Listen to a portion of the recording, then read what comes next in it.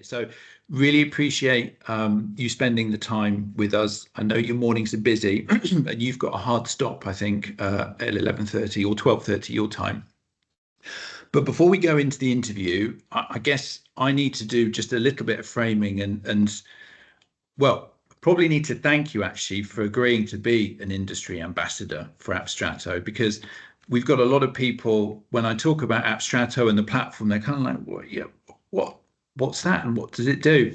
And I kind of have to take a step back and explain it. But the real exciting bit for us is the fact that we've got industry ambassadors like you that are going to work in and around the community hub and put back what you know and contribute to the sector that we're working in. And I'm really excited for that. But I'm also really appreciative because I know as CEO, it's not like you're twiddling your thumbs in the morning with lots of time and lots of coffee and chats, right? I know your time is super, super limited. So I need to thank you for that first off, and then welcome you to the interview and the session that we're doing this morning. Thank you for having me, Stephen. It's always a pleasure to talk with you, and I'm always happy to promote projects and initiatives that align with what we think is good to happen in the industry. So yeah, it's always funny that people that are similar, they tend to band together naturally. Yeah, and I wish, I mean, we've been talking before this session about all sorts of really good stuff. I wish I'd recorded it sooner, but I feel like we should. I don't really want to talk about Abstrato on this session. I really want to talk about you and your business. But what really excites me is the fact that you've been around for much longer than Abstrato and you've had some great successes. But just the very nature of your business and the approach that you're taking and the focus and the way that you are very flexible with your customers, that for me is something that is a real kind of like, it's a real eye-opener. It's really exciting. And I know you've been around for a while. Most individuals in the industry will know who you are and what licenseware does. But can you just for a few moments take a step back and just talk about licenseware as if we just don't know who you are and the idea and the concept behind the technology? That would be really good. All right. So the idea behind licenseware is to build a modular platform with hyper-focused applications that do one thing and do that really, really well. So instead of having the traditional monolithic approach to IT asset management tooling, we have kind of like a completely decoupled functionality stack that basically gives you maximum flexibility when it comes to your projects, your budgets, and your timelines. So you can cherry pick what you want when you need it, and you can stop at will whenever the project is done or whenever the budget runs out, without having to commit and get stuck into like super lengthy and rigid contracts. So the mission for us is to commoditize and democratize IT asset management tooling, and the same way as Abstrato wants to do that for the workforce. I love that. I love so some of the key words that I take out of that, hyper focus. I love that because it doesn't matter whether it's ITAM, SAM, FinOps, you need to be hyper focused in what you do, because if you're not, then it's just like trying to boil the ocean. It never happens. It doesn't matter whether you've got 250 PCs or 250,000 PCs.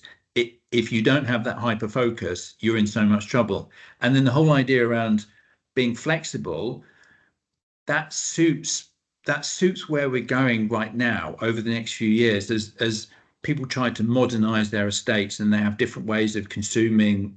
We now have SaaS or we have cloud. You need that flexibility because you can't take the old approach to software and asset management or IT asset management. So I love that approach, but I'm curious to know where it came from, because I know that you had a stint at Belay with Mark and the team there. Did it come from that hyper focus around Oracle, where you knew that organizations, they need to win at managing all of their software, But actually, you take that Pareto principle and say, well, what applications are burning right now? Where's the hair on fire problem? Because let's try and control them, and then we've got more time to control everything else. Is that where that hyper focus and flexibility came from, or did you work in other organizations or do other work that gave you that idea? So I'm gonna take you to on a small trip down memory lane. Do it.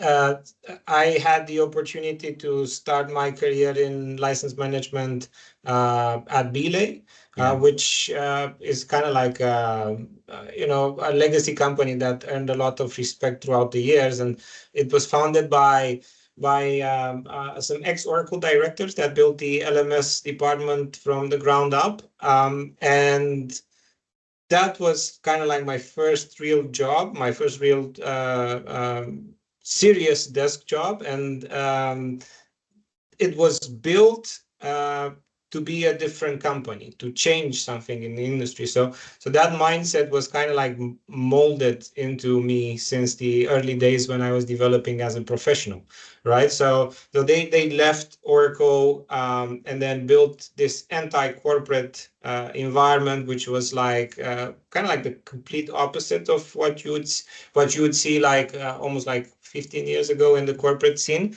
A lot more relaxed, challenging the status quo, but then never sparing quality and professionalism. Yeah. So that's how they kind of like made a name for themselves, because they were just the very best at their craft, which was Yeah. Oracle, and that was their hyper focus. That was their beachhead. That's how they started the company, and then they started with that, and then as the company kind of grew and evolved, it became specialized incrementally in other areas, other vendors, and so on and so forth.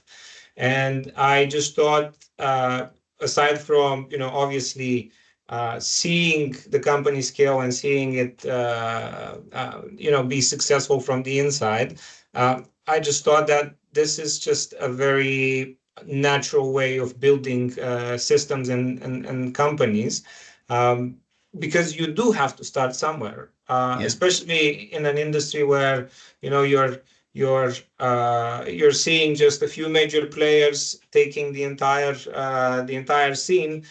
There's not that much innovation going on for about I don't know, 20 years, Yeah. and it's just kind of like telling the same story over and over again, and then the buzzwords maybe change every 5 to 10 years. Yeah.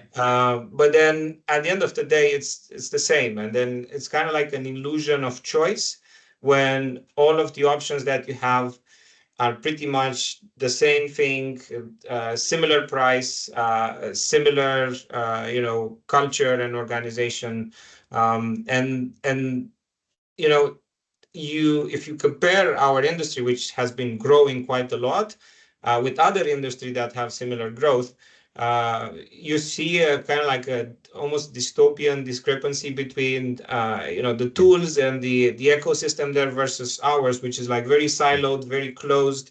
Everyone wants to keep knowledge for themselves. Yeah. Everyone wants to kind of like guard things that should be just out in the open, because Yeah. closing things up it just makes the entire collective industry kind of move slower. Agreed. And also at heart, we always were kind of like we wanted to be the good guys. We started our careers way before AI and ChatGPT, and way before documentation was abundant, and way before there were so many companies kind of like writing about these things. So it was really really difficult to get knowledge. It was really difficult to build up that knowledge, and also it's also why one of the reasons why many companies kind of like develop this mindset of keeping it closed and keeping it kind of like a trade secret, which is ironic because they kind of collected all of the information from the public space. So yeah, Yeah. that was kind of like built in the ethos of licenseware, doing things differently, and making a name for yourself, not because you are necessarily different, but that you can deliver high quality without, you know, the traditional downsides of Yeah. getting that level of quality. Yeah. And you know, we kind of like took that model, which was stemming from a consultancy firm, and we brought it into a product company.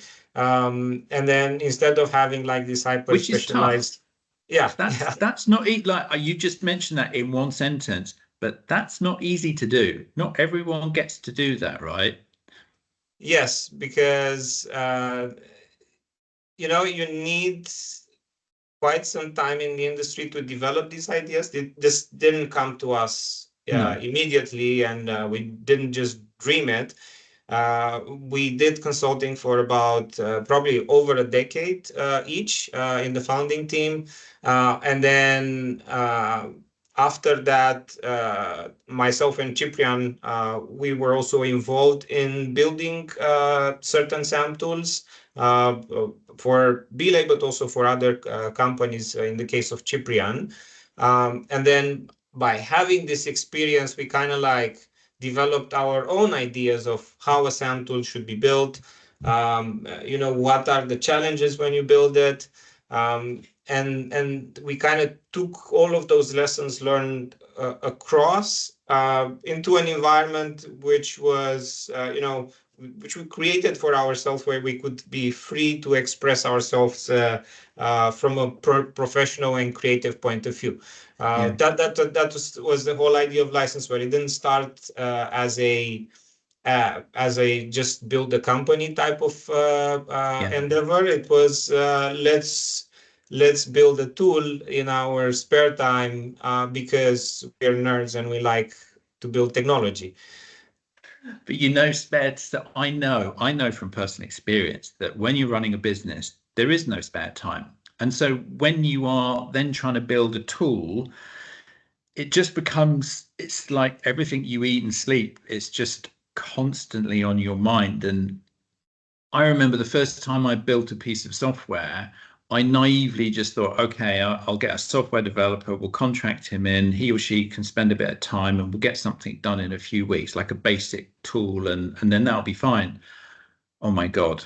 Wow, I learned the hard way. I must have spent thousands of pounds on our initial product a few years ago, and it was a mess. It looked ugly, it didn't work. And once you step on that conveyor belt of building something, whether or not you can build it yourself or you have to outsource it, it doesn't stop there. It's just an ongoing iterative process of feedback from your customers, looking at where the industry's going, looking at what you can do, getting it working, making sure the back end is tidy, it's documented. So kudos to you, because you've got the background in coding, haven't you? You know that space. But being able to put your head above the weeds and look at the market and the sector and where it's going and then code it, it's not an easy thing to do. It's not straightforward. So I huge amount of respect for anyone that does that straight off the bat, because that's exactly what you guys did, and you've made it stick, and you've got customers and you've got traction and you've got investors. I do in a moment want to talk about what it's like if you take an end user and you know they've got the problem of they can't control their software. I'd love you to walk me through that process in a moment. But before we do that, I just off air, we were not off air, but before the video, before I press record on Teams, we were talking about this whole idea of, you know, digital transformation, and you touched on it a moment ago. You know, the market is moving, and the old approach is still relevant from a baseline perspective, but there are now new ways of doing things as organizations have different ways of consuming software. It stands to reason there needs to be a different viewpoint and use of how we use SAM technologies. And that's where you guys really come in, isn't it? Because you're very different. It's very much specific problem, specific application for that problem. Was that something that you looked at and said, well, we know that digital transformation is coming, things are going to be changing, so we're just going to make that conscious effort? Is that where that idea came from for Licenseware? And by the way, I love your t-shirt, and I feel like I need to do the same. I feel a little bit left out that I haven't got an Abstrato piece here. Next time we do a video, I'm going to have an Abstrato t-shirt and I'm going to match you up, all right? Yeah, you always need to show your brand and your Yeah, colors. I know. That's how it works. Textbook. To your question, we see that software is becoming more and more of a commodity. And it has already become a commodity in certain sectors and demographics, but it's becoming even more so on an enterprise scale. And it's not about ownership anymore. It's more about access and very kind of like dynamic access that you can turn on and off at your convenience. And it's a clear sign that the market values more flexibility and being able to control when they spend and when they're kind of like on cost saving mode. And that also should be not just from a software license management point of view, but also from a point of view of how you consume the services that lead to software license management, right? And that is something that we obviously wanted to bring across into our product, but also into the industry as kind of like a brain seed that would kind of like grow and develop over time. Once the mind is expanded with these type of ideas, it's pretty difficult to go back to the original dimension of your mindset. So you'll always have this in the back of your head and think about it more, start questioning the status quo more, and then eventually, hopefully, it will determine more people to make a change and improve things for the industry. Yeah, the interesting point I pick out from that, and it's such a good point, is, and I could probably align, well, I would align it 100% to Abstrato. You just talked about use this hand, you just kind of like turning on and off, right? People need to be able to turn off what they need from a SAM perspective or ITAM. That's exactly, so if we look at cloud and we look at SaaS, that's exactly what the premise is. Okay, there's also a lot more focus around, how you can scale your business, how you can bloom a certain area of innovation and spin up a load of different services and technologies. And that's one of the beauties of cloud.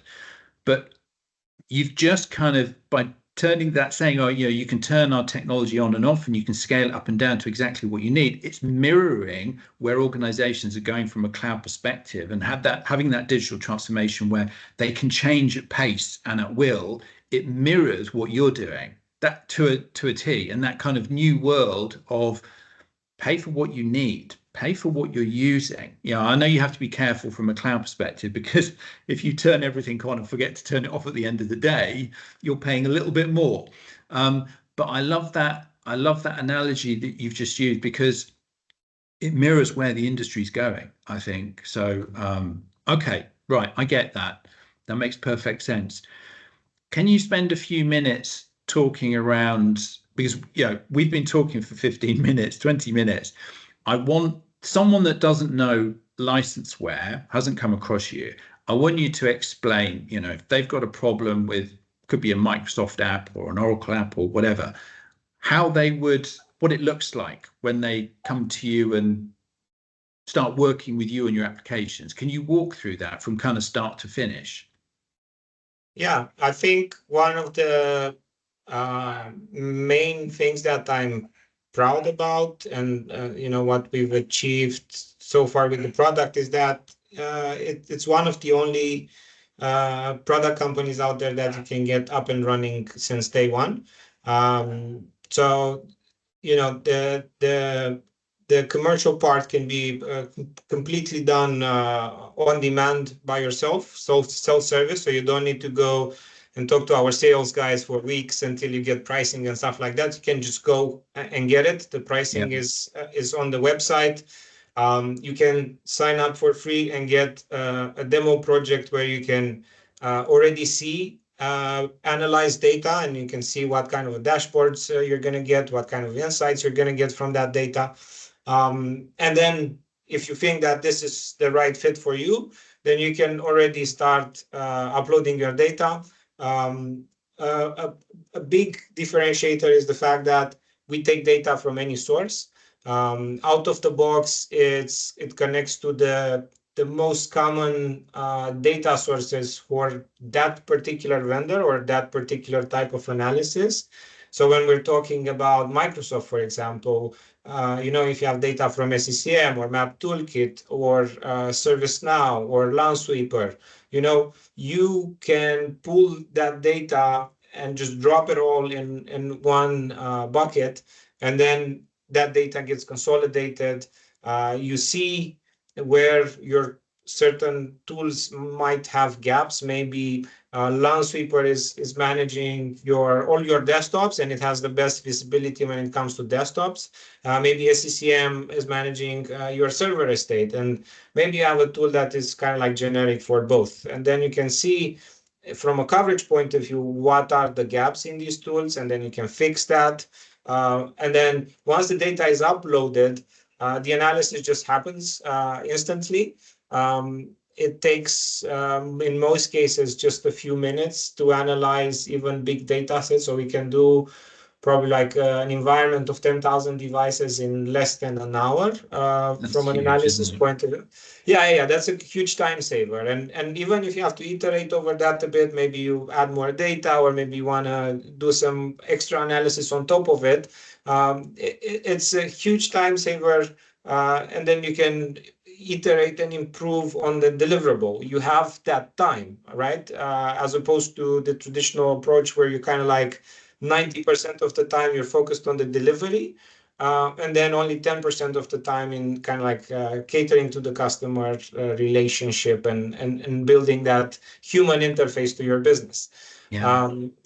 So yeah, that's kind of like the process high level. You sign up, you pull the data that you have, you drop it into license where you get your results, and the dashboards have high level top view, but then they also can go really deep into the data. So it's kind of like a tool for everyone. So a high level guy that doesn't know that much about licensing can get where the problems are, and then he can talk to his specialist. But a low level guy would also feel at home, because they would get the level of detail and the transparency from an analysis point of view that would make them feel comfortable with the results, and that they can explain the results. If they're in an audit defense situation, or if they need to explain to some I don't know, technical IT administrator why they need to change this, why is it something that has to be explained from a technical point of view. They have that information at their fingertips. Yeah. So going back to that point you made around the hyper focus and the flexibility, which I think is so paramount in the world we live in right now, because there's just so many more applications, business applications being consumed than there was 10 years ago, triple, quadruple the amount. So I'm right in thinking that someone can come along and they can consume that really quickly, do it themselves, self-service. A lot. I know there's a lot of time saving in the data analysis that comes through on the application. But it's then a case of, if that client then says, okay, so we've just done that thing with Microsoft, that's good. I now need to look at another application. You've got a catalog where they can just literally browse through and go, right, okay, yeah, that's my next problem. Or we're being chased by a publisher. Let's start using that particular piece of technology or application module from licenseware and get that done now. That's kind of one of the strong points of your approach, isn't it? Because you can just pick a mix. I always think of like Saturday mornings and going into a sweet shop and getting that pick and mix. I think it's the wrong analogy for a serious bit of technology, but you can see where I'm coming from, right? Yeah. It does look a bit like a candy shop, because all of the applications are kind of like colored, and then they are, and that was a deliberate choice, because we wanted also the user experience and the way the tool looks to feel like something new, something that is not just boring gray or boring corporate blue, and it's just like more of a kind of like happy experience when you do something that doesn't always have a happy vibe connotation to it. I'm with you. But aside from from that parenthesis, yeah, it was kind of like an iterative process to get to this, and it comes from our experience working with data manually as consultants, and then we brought that across in something that is packaged on a kind of like vendor level, and our coverage is going to just increase over time, and the mission is to handle all of the tier one vendors, at least, in this modular hyper specific way. And then the tail, we do it kind of like in a generic in one bucket type of way. So one thing that we've seen is that we are very appreciated for the specialized applications, but then there is still a particular type of customer that, although it ticks those boxes, they have kind of like either a organization, corporate level type of policy, which basically implies an all or nothing approach. So we either manage all of the software, or you just do it in Excel by yourself. So that's also something that we're bringing to licenseware in the next 2 months, which is going to be like, which is going to be an application that does probably like around 1,000 new publishers. But then it's a more of a generic high-level approach. It just flags the stuff that requires your attention, shows these are all products that require a paid license. This is the metric, this is the product definition, and then you can handle it on your own. Do you know, it's interesting. I was going to ask you the question, what's the future of licensed web? But what you've just talked about there sounds like a really big space for you, because I can imagine lots of organizations saying, well, look, it's great that you've got the catalog, but I need to be able to record and manage everything. But for you, your ethos is very much, hey, we're hyper focused and we're flexible on specific applications that you're going to have hair on fire problems with. But actually, just listening to you there and having this new feature, what it will allow you to do is to say, okay, well, hey, this hyper focused and flexible approach still stands, but you can now bring in all of the software, almost like in a waiting space, as you cherry pick and manage each of the different applications, and then you bring them into this kind of new world of managed and controlled. So you're covering all angles, if you like, which that's pretty big for you guys, isn't it? On a number of levels, I imagine.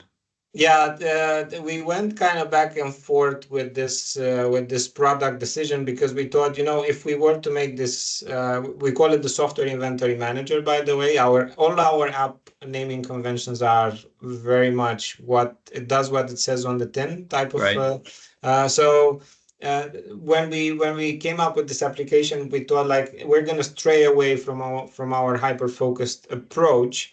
But then if you spin it a bit in your head, you realize that managing the tail spend is in its own something super specific. Because when you manage the tail, you don't take all of the products one by one, right? You have kind of like this generic, you put them all in one bucket, let's see what we have here, and then maybe you pick up a few bad apples and then you have to throw them away. Whereas when you do it with like tier one vendors and like very specialized vendors, then you take a completely different approach. So then in its own, the software inventory manager becomes a hyper-focused application that performs what most IT asset managers do when they manage the tail, but then just in an automated way. And having that in place allows us to to also bring across, again, some of the ethos that we were just talking about, in the sense that the software inventory manager has a dynamic catalog. So we didn't start by building a huge catalog and then this is going to be it. We started by building a catalog with just some of the important vendors. But then once you get onboarded, then you scan your software. Obviously, there's going to be a list of unrecognized software, and then that software is going to be recognized in a number of days, and then that's going to be included in our catalog. And then as you install more software in your environment, even if it's not in our catalog, you have the peace of mind that is going to get added in kind of a relative short amount of time. And it's not anymore about picking a tool and saying, okay, this tool has so many 100,000 titles in their catalog, but more picking a tool that can recognize the software that I have. So it doesn't really help me if it has 500,000 titles in the catalog, and then I have maybe 500 titles that the tool doesn't recognize, and maybe they will never recognize it, or they won't recognize it in the near future, and that doesn't help me. So yeah, it's a very tailored approach, which kind of fits into the overall product strategy with the other applications that we really make it mold the customer need. A lot of our customers, when they get on board, they really love it, but then they come up with all these crazy suggestions, and we're crazy enough to add most of them to the product roadmap. That's dangerous sometimes, following the customer's requirements, because they can change and move. But it's a good way of having your head to the ground and ear listening. The point, something I picked up on there around the tail end. From personal experience, tail end has just been growing and growing over the last few years as SaaS applications have been coming into play. And I think historically, organizations would not focus too much on the tail end. And I think now, to your detriment, ignore the tail end, because the tail end is becoming the monster in its own right. And invariably with SaaS applications, the implications and gravity of not managing that software go far beyond cost and license management, whether it's data security, GDPR, data sovereignty, even intellectual property that sits within that application. So what you're doing there in terms of managing that tail end as one is a good thing, I think, for you, and very exciting. I feel like I owe you an apology because we've gone about 4 or 5 minutes over your 1 hour that you gave me. So I really appreciate. It's been really, so I've enjoyed it. I could probably do another hour with a cup of coffee and sit and listen. Maybe we should do another one of these. But I really appreciate you taking the time out. Also, sharing with me your thoughts and views on the sector and your technology. And hopefully we can do this again at some point. Yeah, definitely. Well, I'm up for a part two, and I very much enjoy talking about the ins and outs of the industry with you.